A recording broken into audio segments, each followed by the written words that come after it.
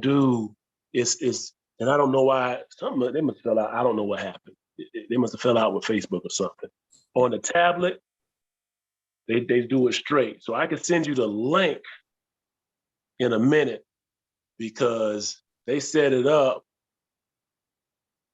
and like, for example, I've copied the link, right? I'm going to shoot you the link in Facebook. So it'll be showing, if you put the link in your browser or put a little preview on that bitch, it'll be integrated. You follow? What are you talking about? The YouTube? Yes, sir. So see that link I just shot you? Uh-huh. Right. So I shot you that link and we live on YouTube. It's just, I can't direct the traffic as well, but it doesn't, I don't know why it doesn't work with Facebook as well. I can't call it at this point. Okay. Yeah, I'm just trying to do the best I can given the situation. So I'm actually gonna go on my YouTube now to make sure we are connected and streaming live on my end. It's on. Is it showing the picture yet or is it showing us?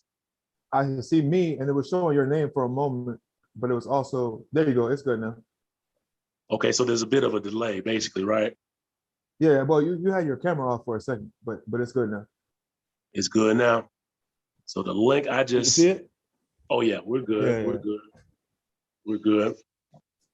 So ladies and gentlemen, I'm going to share this link to our Facebook page to make sure the viewers can watch. We have, I'm so used to calling you ABR. I don't even know what to call you now that you are a published author, sir. Published. That's Sir ABR to you. I just know. I don't know if you can see this with my my new background here. Maybe I got to bring it back. Bring it back. I guess on a tablet? I'm on a tablet. Yes, sir. You turn it? Can you make it sideways? I can make it sideways, but I don't like the idea of sideways because I don't know what my camera going to. Oh, I got you. All right, well, let me go copy this link. Yeah, it's not bad. Not bad. Okay. Yep. No, that was a good suggestion, sir. That was a good, very good suggestion. Oh yeah. See, now you got the whole thing going. Yeah, that was a good suggestion, sir. Copy this.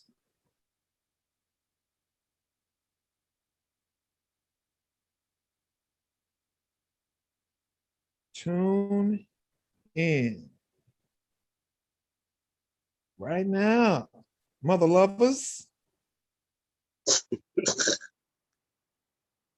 Why wait? Get it right now. Right. On right now, YouTube Live. That don't even sound right. It just don't sound right. Hey, the future is here, bro. Hold on. Exactly.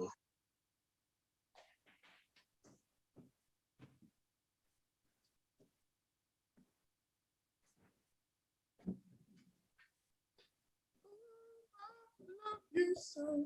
Hey, you gotta keep the books on deck, man. You gotta keep one. I gotta keep one like standing right here, right? Okay, I can see. I'm trying to see what it looks like on my phone, actually. Oh yeah, it shows one person at a time. That's cool. Like whoever's speaking takes the screen. Facts. Oh yeah, I can see. Yeah, we're good. Actually. Okay. So definitely gonna have to share this and get it to the people. How we doing today, sir? We're doing pretty good, man. Pretty good. Fresh off show last night. It was just open mic appearance, but I pulled up with some of the books. You know, it was well received, very appreciative. Otherwise, just continuing the creative journey as best I can. No doubt, no doubt, no doubt. So I did get the book in. I know this new overlay in the background. It's a little different now. And you did your thing with this one. I like the color and explosion. For people who may not know, I call him ABR. His government, I guess, is Stephen Woodburn. I don't want to confirm that on air. Don't forget the Alec. Yeah, talk about Alec Burnright. So what ends up happening is the people who may not know this side of you in terms of this was a little bit of a challenge for you to kind of open up from a writing perspective from what I gather from kind of looking at what you've been posting and seeing how people respond, because people are vulnerable when they do something for the first time. So this is your first book, correct? Correct. So, of course, I want to ask, what made you feel that this was time to write a book like this, and what were some of the pitfalls or stumbling stones that you came across as you were doing so? I think I was the major pitfall because I wrote it maybe between 2017 and 2018. Like, it was done by November. I had created a character I was going to use. I was like, damn, I have too many aliases. His name was going to be Triguye. I'm still going to use that in the future, but I made an Instagram page. I made a Facebook page. I set the whole thing up. I was just like, let me just get this ready for when I. And then 1 year, 2 years. Mm-hmm. So apathy. Yes. Yeah. Somebody read the book. Oh my God. Oh yeah. I had a friend of mine, Zucani Rain, did the illustrations in the book. They're actually color. I got the color copy was the second edition. Will fix any errors in the book and have a few more additions. But she did the drawings. I got the drawings while I was writing it, matched up everything, and I was just looked at it. I was just like, yeah, I like this. And as I walked away from it, I don't know, man. Major fears, man. Is it a fear of like setting an expectation to where, like, damn, now I gotta write more books. You can't just like write one book. Okay. Maybe it's that, but I guess since then I started writing my second one after I finished that. So now that I have more of the second one, I think I felt a little more comfortable to just put it out. They were both motivating each other, like motivating me to finish the second one by putting the first one out, but motivating me to put the first one out by starting on more projects. And right. I was just scared. What I'm gathering, and I know you a little bit better, but I think it's important for people to understand that when you do things for the first time with the end in mind, you start to practice putting energy behind thoughts that you have. And I think that just that exercise of doing that makes you walk the journey a little bit more in alignment with who you're really trying to be and who you're meant to become. Because at the end of the day, we're trying to do what we're meant to do in the beginning. It's like the effort has to be put forth in order to become. You have to acknowledge that, first you have to be okay with who you are currently.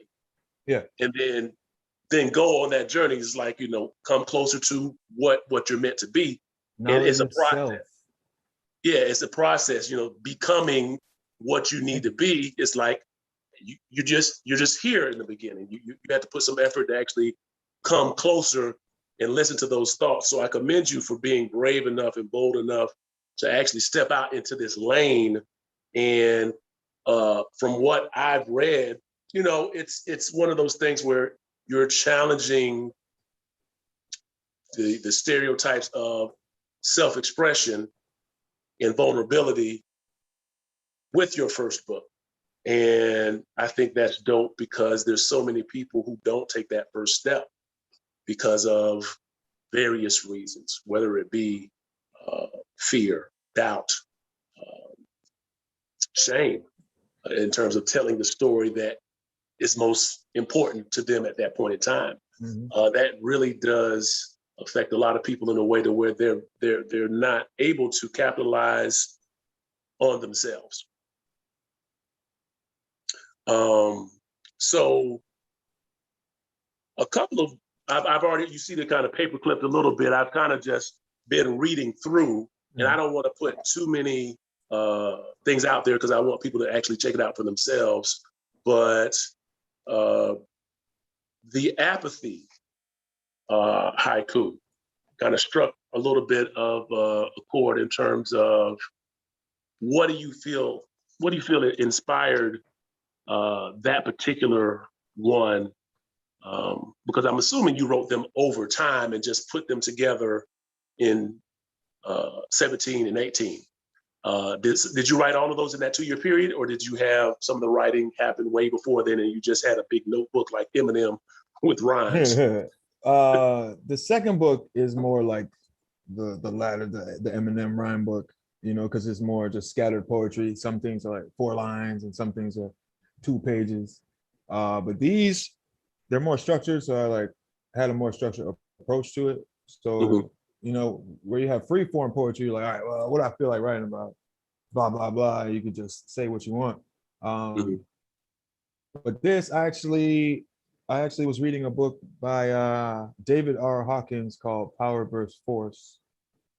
And it's a book about, it has to do with kinesiology. It's a study of like muscle responses and how they use that to like determine these universal truths. So long story short, through all that, they were able to grade the levels of consciousness. So they can basically test any yes or no question with these muscle responses in any different person. They did it over 30 years. And so what they found was that on the scale from 100 to 1,000, starting with shame and ending with enlightenment, it just had all the levels of consciousness and where things fell and where certain books fell, certain groups of people fell. And it's just a part of the book broke down each emotion. And I'm sure that somewhere else, someone has a different progression of the emotions. So it might not be the same order. It might be the most definitive. But I just mirrored that, like, because it was so interesting to me. The main thing that I loved about that book was the part about reason. And they said that reason, while it's very powerful in this logic-driven world we live in now, without context, it can stop you from reaching further levels of consciousness. We were actually talking about this last night, like in a different way. Like when people argue, if you disagree with somebody, we could take it back to the schoolyard. Basic. You got child A, child B. This person says, blah, blah, blah, I'm right, you're wrong. This person says, I'm right, you're wrong. You're already at an impasse, right? Sure. They're battling with facts. Somewhere, there is a truth between it, but no one cares about that. Right now, it's about being right. So it's just gonna keep going, and you're just gonna keep focusing in on it and lose sight of everything except this reasoning. Like, no. So it'll start with, this is red. No, it's blue. No, your mama. Like, whoa, you know what I mean? Right. It just becomes a battle of reasoning. Right. I compared it to like a microscope. You know how they say people can't see the big picture. So now when you're arguing and no one can win, all you're gonna do is keep looking closer and closer to try to find that one thing that's gonna give you the edge to get the knockout. So now we're just looking and we're just missing the big picture until some responsible person comes and says it's both y'all's fault, and everybody's mad now. Like, it wasn't my fault. I was right. No, I was right. Right. But then once you ignore that battle of reasoning, you can usually move on. Like most of my friends, we done fell out a billion times. but because that's not, it's not the main, you know what I mean? It's not the driving force of life. It's not who's right and who's wrong. Because like, you know what I mean? There's more important things. And once you're able to transcend that, I feel like we could take Yeah, you're things you're to a able new to level. operate under a different state of consciousness Yeah. because I can kind of understand where you're coming from, and it's interesting to hear you put it in terms of how your body responds to different internal or external stimuli. So, for example, you know, when people have conflict oftentimes is pursued, perceived through the lens of what do I need to accomplish in this situation? I have to see the value in the energy that they're, or the level they're trying to communicate on in order to engage. And we have a choice in terms of the intensity that we focus on engaging in that quote unquote conflict, situation, emotion, whatever. And, you know, when you say in this book, you know, Ascending the Emotional Scale, it's interesting that in the different things that you wrote, you do start to see, now that you said it, you do see almost a template of progression there of how these different emotions, these different things that happen in life have different levels or different frequencies. Yes.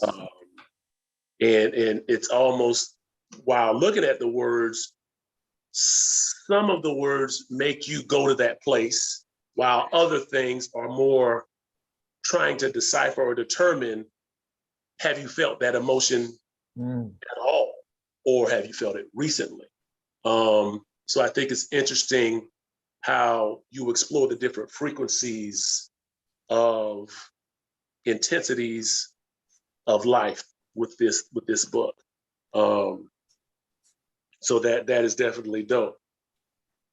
Get off the book for a second, because I know, of course, I've known you long enough to know you for your amazing penmanship and creative ability when it comes to composition of music.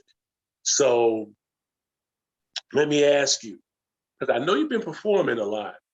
Have you been writing a lot of new music as well, based upon the momentum of the book, or have you kind of been more focused on kind of going into this new lane of working more on the writing? I really just let it all feed each other. Mhm. Before I could even decide if I wanted to do that, I went to Speakeasy last week, Friday and Saturday. And Saturday, I sold 2 books. So I left, I'm like, I just went to rap, and I was like, hey, I wrote a book. A couple people bought it. So it's like, I could just only promote the book, but I like performing. I still write. The book, right? The writing of the book hasn't like sped up or slowed down the music stuff. Mhm. But performing, for me, being out is how people get comfortable with me and get to be okay with showing support in the way of buying a book or buying whatever. You know, as long as somebody gets to see me, meet me, and see me in person, and get their own chance to decipher me, it makes things a lot easier. It makes it easier to connect with people because I'm already weird and I feel different than people, but I know I'm not so special that there's no one that feels the things I feel. So Right. I've been practicing. I can't stop performing or going places because I like to show up. I've been practicing like dealing with people, talking to people. I've never wanted to talk to people. I've never been people-y. Sometimes I like to sit at the house. But I've been making myself go out, you know, making myself talk to people so that I can get more comfortable with it. And once I saw that I just did a hip hop show and sold a book, I was like, well, I'm just gonna keep doing exactly what I'm doing. and then I'll set up whatever book specific things on the side. So, I might have a show, I might have a book, and then if I do a book thing, I'm gonna be like, hey, check out my album. Also, I might sell an album at the book show. Right. You So know? let's explore that because I know that you have. I kind of study things a little bit, but in terms of the music that you've been doing, you put on an awesome live show. Thank you. And for people who haven't seen you at a live show, they have an opportunity to see you this upcoming Friday at Crowbar at the Queen of X concert. And she's an amazing and phenomenal artist as well. Queen of X for president. Absolutely. Absolutely.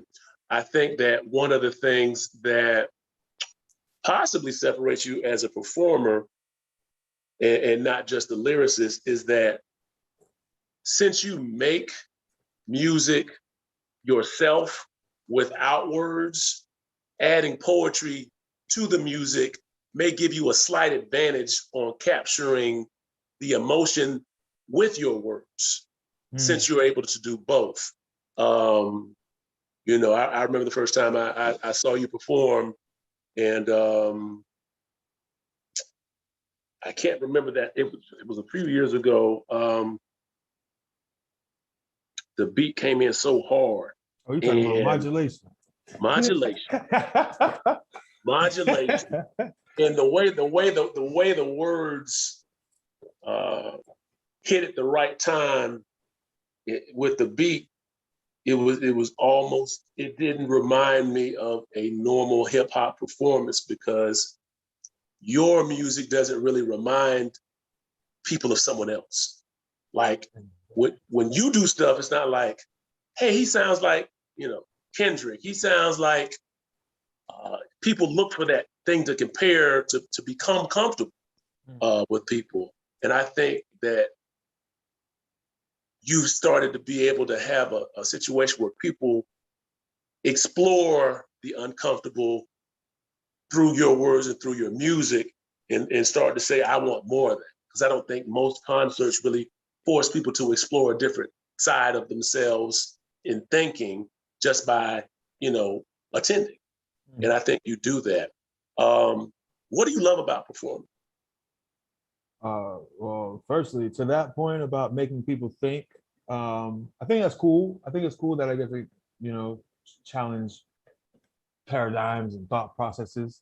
I've made people think too much, where I have like an upbeat song and everyone's, moving or whatever, and then all of a sudden I start saying some things that make people sit down. Like I've seen everybody at, I think it was Local 662, everyone just took a seat. They were still watching and like intently watching, but I was like, if you go on Spotify or my Bandcamp and you're sitting at home and you're listening intently, that's cool. I don't want you to come out, whether you paid or didn't pay for a show, to come out and spend your actual physical time just sitting. And like, I'd rather you move with me and feel the energy while we're in the same room. So I kind of don't like,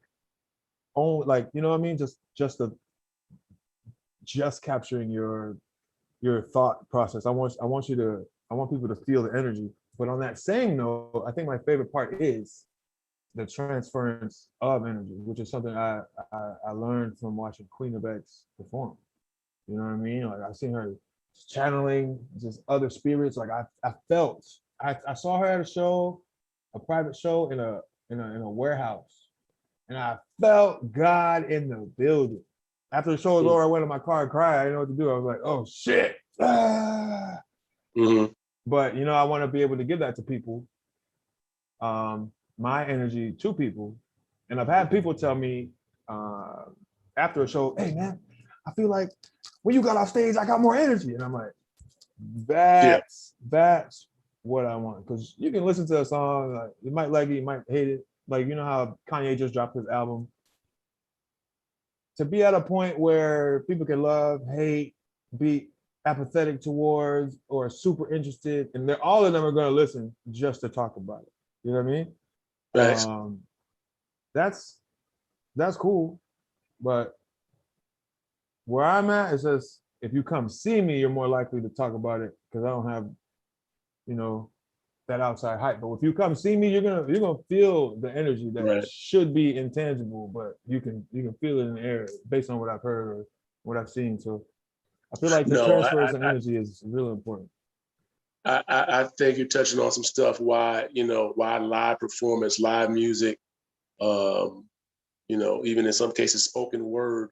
We're communicating on frequencies, and people may be able to discover a channel based upon the frequency that a person's communicating on when they go to a concert.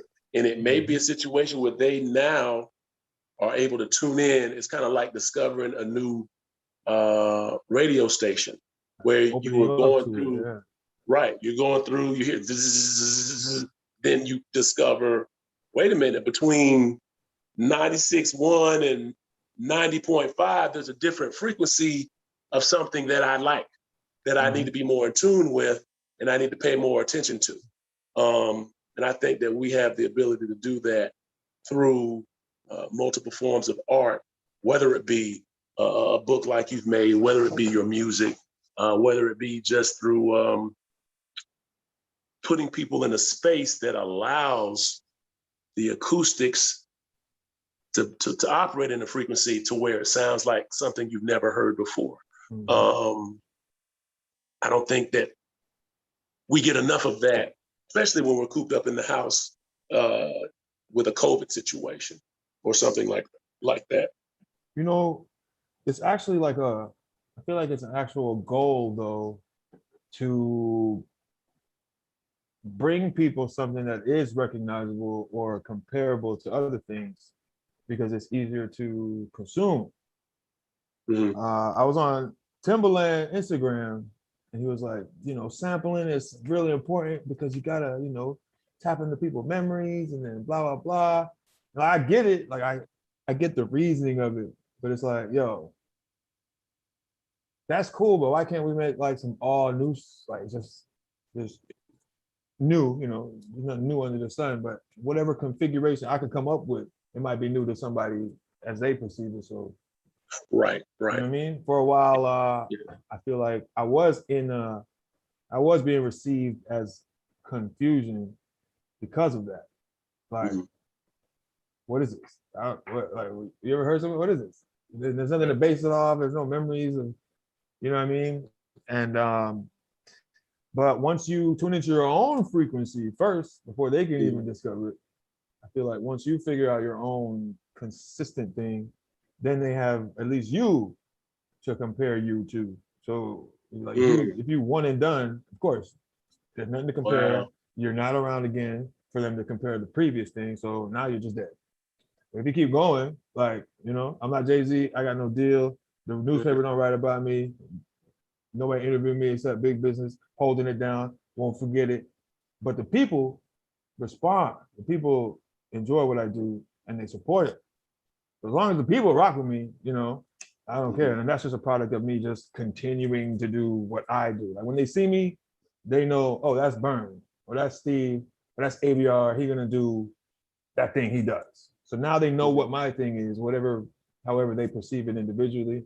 When they see me, they're gonna get that because I've tuned into my own frequency, as you said. Own frequency. And now they can tune into it. Yeah, well, that's definitely super dope, because no one will know who you are if you're afraid to be who you are.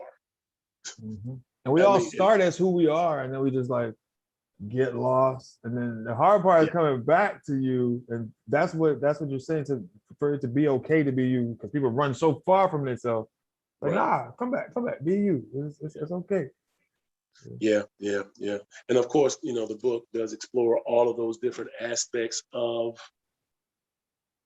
things that most people will experience. And I say most, but some of the things, like, for example, and it's sad to say, but of course, some people are going to experience joy and, different things, but how you define joy, I think, changes. And in some situations, as you age, it becomes more difficult to achieve based upon what your standard for that particular emotion is. without growth, it's difficult to have a different and new experience without growth, Mhm. because it reminds you of something else. And some people, I'll say people who are less in tune with their frequency may limit what they listen to, what emotions they allow themselves to feel based upon a comfort zone or fear or something of that nature.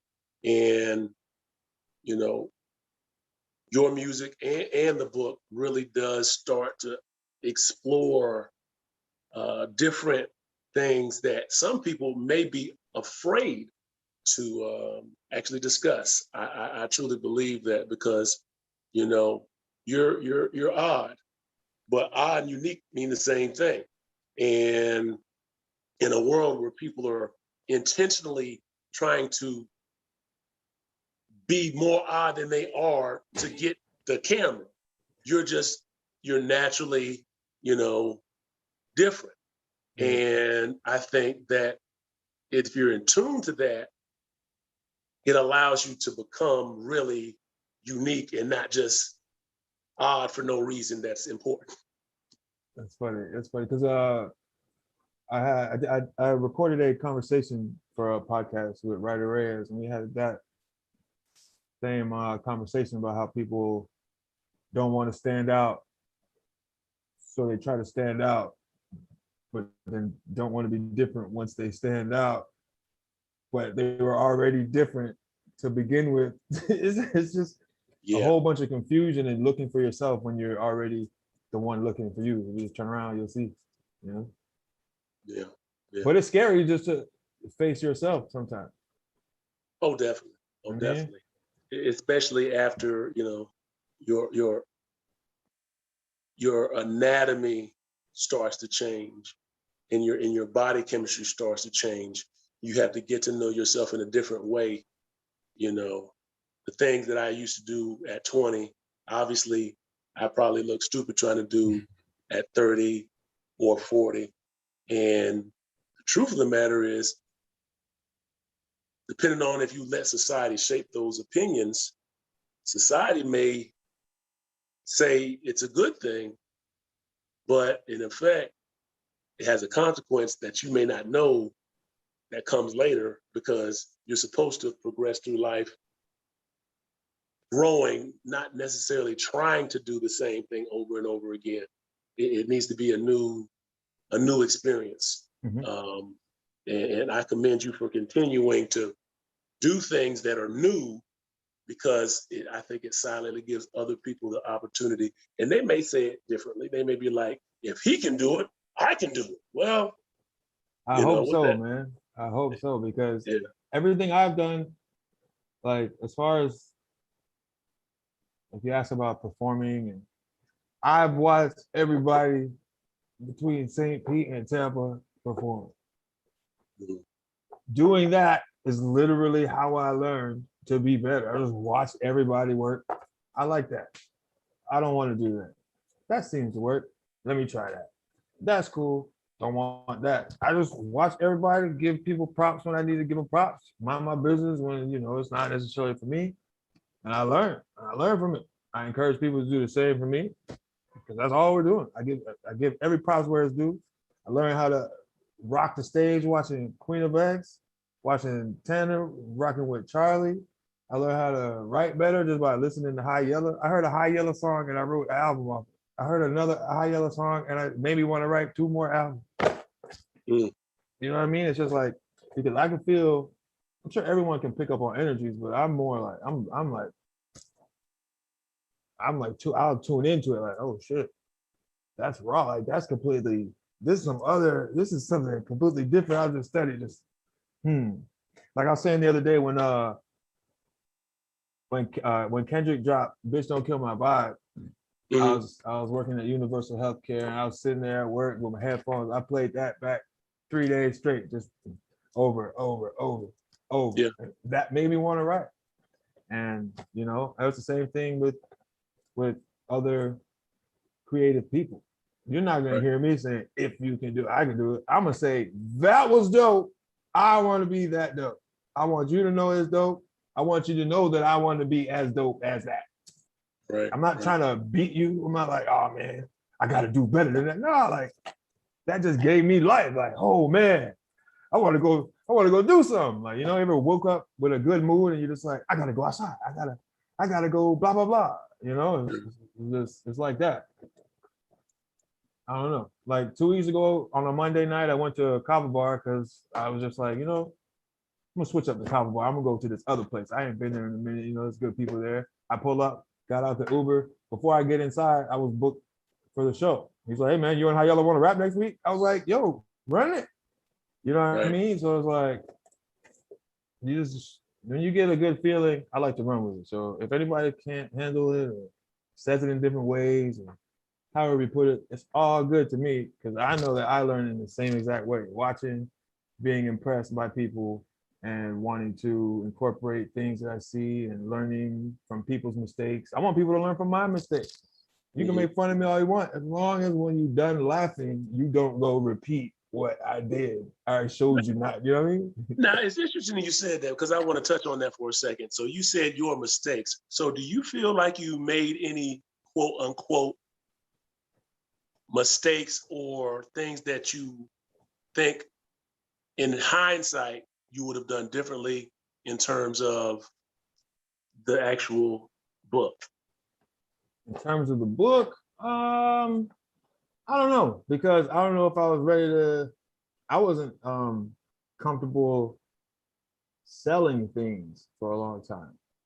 Mm. For whatever, like I don't even like to tell people about it because they're like, "What do you mean? Just take people's money?" I'm like, "Yeah, but like, what?" Yeah, it's tough because you're assigning value to something that it's hard to say what it's worth to another person. I can see that being difficult. That's why now when I sell all my prices, they're always like some either prime numbers or some sacred geometrical numbers because like I don't know, it's just hard to just say, "Here, you know, like give me money for this." I technically I want to give everybody this shit free, but like then how will Well, I grow a business? How will I be able to promote myself? You know what I mean? exactly, But after exactly. a long, long, long time, it was probably also I didn't think I was that great. Mm. But now that I guess believe in myself more and like the energy is there, the Yeah, energy in the room matches what you said, like what you said, like what you want to be is matching what's happening. Now I'm like, okay, you know, I can say, give me $20 for this book because I know when you read it, it's gonna have substance. It's not just like, sure. you know, blah blah blah blah. Take this, let me get your money. Mhm. So if I had learned how to be okay with taking people's money sooner, I'd have probably released it. Maybe I don't know. If I had been okay with dealing with people sooner, I would have released it. If I, but you know, I think this is now. It was just the right time. I just felt, you know, if people are responding. They want to support. I also know a lot of uh, music artists, and can't, you know, what I mean, I'm not trying to sell music to a musician. Mhm. I can't Yeah, really even, I can't even use really music to really connect with other musicians unless we're already like directly breaking bread or whatever. For all types of various reasons, you can have a whole nother episode on it. sure. But but having different avenues, I think it helps build those connections because there's less ideas of what do you call it, conflict of interest. You know what I mean? Because like we're talking about, I don't care what you got going on. Like I want you to win. You winning gives me fire. Like yo, what? Yeah, kill that shit. Yeah. But sometimes it doesn't work out like that. Um, you know, everyone has different circumstances. So instead of trying to convince people that I'm not here to conflict their interests, you know, I just try to do different things and diversify my bonds or whatever, you Right. know, because I can go to, you know, different places and support different people. It's always real. That's why the people rock with me now because it's like number one, I'd be just too honest with my approach. Number Right. two, whose ego told them that I needed to lie to them for any reason? Like, Mm, especially in a point where I already don't want to take people's money, for someone to think that, oh, this guy's gonna blah blah blah, or he's in the way. Like, I ain't trying to hear that. I'm not trying to argue with that. I don't care, because I just don't care. Leave that to the side. Hey man, I got some literature. You want to read it? Cool. No, that's fine. I got some beats. You need a beat? No, that's fine. You want to hear this song? No, that's fine. And then whatever else I try to do, you need right. a website done. I got you. Photos. You can take a couple photos. I don't know. I just try to diversify the bonds because I like working with different people and having different areas of creativity. It's good for I think it's good for inspiration. You know what I mean? Because Mhm. even with, like you do a lot of comedy stuff. I never Mhm. really go to comedy shows, but when I went to that comedy show with you, it was like that was a good vibe. Yeah. And I could probably link up with a comedian and work on something creative before somebody would work with me on music Mhm. for whatever reason. Like I said, I don't know the reason. That's why I just keep doing Well, stuff. different stages require different connections. Mhm. And I think what happens is people don't appreciate what they believe they offer sometimes. Like if I have Exxon fuel, yeah, I might go to the Shell station every once in a, but I'm really just comparing what they got to what I got to see if I need to do something different with my gas. But it's not really there to figure out, hey, maybe I need to open a convenience store in the gas station because it's one of those types of exchanges where a more obvious thing might be that something that may not be as obvious is, okay, well, gas is liquid. And how does Zephyr Hills store their water compared to how we store gas? Is there something I can go to Zephyr Hills for and figure out, Mm. Okay, well, solid liquid gas, how are they able, because there's a whole lot of water, they probably face similar problems because we have less gas. How do they, process it and keep it and store it? So having that kind of out of the box thinking sometimes helps you make connections to where they can appreciate what you bring to the table, but not see you as the competition. And the word appreciate is exactly what I've started to do. I appreciate that somebody might see me as a conflict of interest or as some kind of competition. I appreciate it. I get it. I understand it. I acknowledge that your soul is telling you this. So now when I move, because previously, if I just move ignorant of that, which I was, because I'm just like, hey, I'm here to do cool stuff and be inspired and inspire people. When you move against what they think you're doing, it just creates this weird tension. So Sure. now that I appreciate and understand, okay, this is maybe where these people coming from. So let me just kind of move accordingly to where I'm not like blatantly looking like I'm stepping on their toes, even though that's not even my goal at all. You know what I mean? So it's like, it's I feel like it's consideration. I would say, you know what I mean? It's consideration for it's just in somebody's house. Wipe your feet on the door on the doormat. Don't track your mud inside. I'm sure whoever tracked mud in your house wasn't trying to Rick James you, but it's like, Sure. come on, man, you got mud on my floor. So before I go to people's house, I wipe my feet on the ground. I pay my respects. You know what I mean? And I leave in a timely manner. And I just try to treat it like that. I'm a guest in a lot of people's house sometimes, and Yeah. I just try to make everybody look good, and then I go home. This is what I do. No doubt. Well, we're going to wrap this thing up. Is there anything you want to say to the people about your Instagram, about upcoming shows, words of inspiration? Yeah, let's say one thing about the book, Hot Hot Haiku, Ascending the Emotional Scale. I called it that because it starts at the bottom with shame, which is an emotion that I feel like we've all felt at some point, probably as early as being a child. Your mom takes a thing from you, no, why? You know what I mean? Mhm.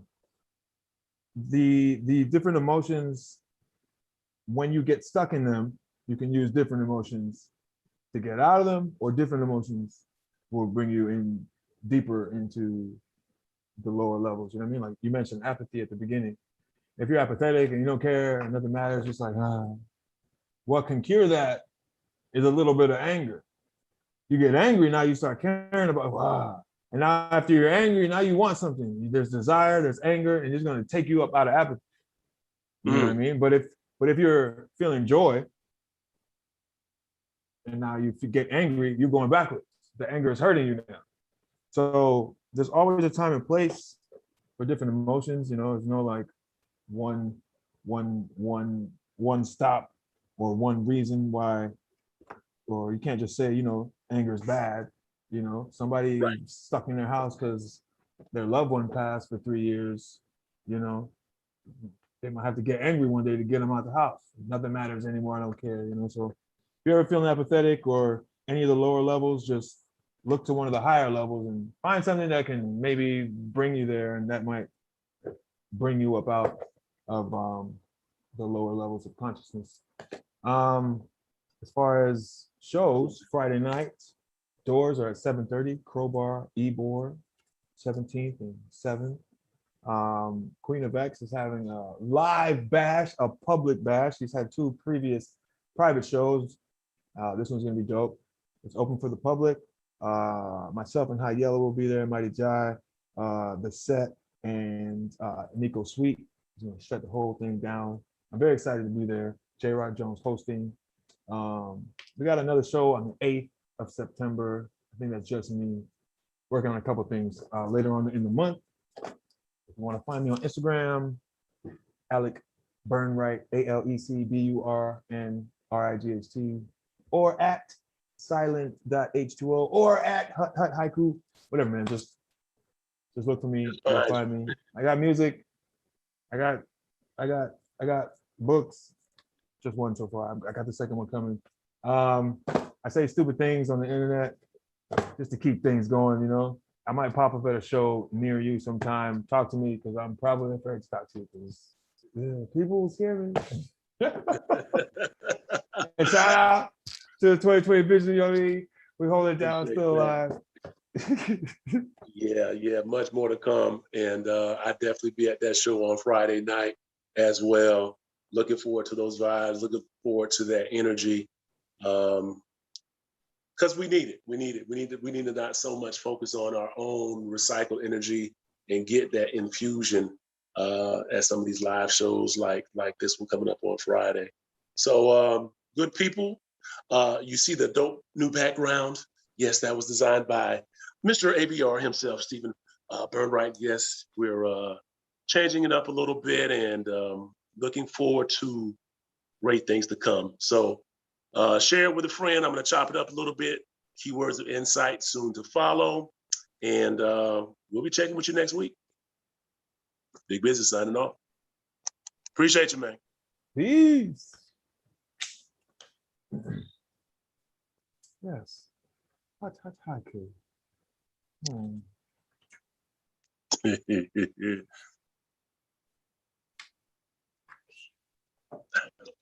Oh man. Do I just log off? Yeah, go ahead and log off. I'm going to try to All right, man. make that happen. Yes, sir.